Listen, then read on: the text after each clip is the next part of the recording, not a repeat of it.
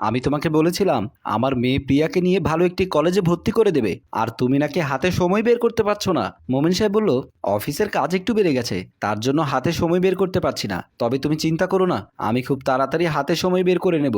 এমন সময় ড্রয়িং রুমে আসলো এবারই দারোয়ান শফিউল। শফিউল এসে মোমিন সাহেব ও দোলা বেগমকে সালাম দিল। আসসালামু আলাইকুম। মোমিন সাহেব বলল, ওয়ালাইকুম আসসালাম। কি ব্যাপার শফিউল, তুমি গেট ছেড়ে এখানে আসলে কেন?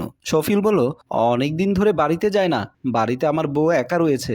বাড়ি থেকে ফোন করেছিল আমি যেন 2 দিনের জন্য বাড়ি থেকে গিয়ে ঘুরে আসি, তাই আমি এসেছিলাম আপনার কাছে ছুটি চাইতে। তারপর মোমিন সাহেব বলল, তোমার ইচ্ছে করলে তো আমি তোমাকে ছুটি দিতে পারবো না, আমাদের বাড়িতে তো আর কোনো দারোয়ান নেই, তোমাকে ছুটি দিলে আমাদের বাড়ি পাহারা দেবে কে?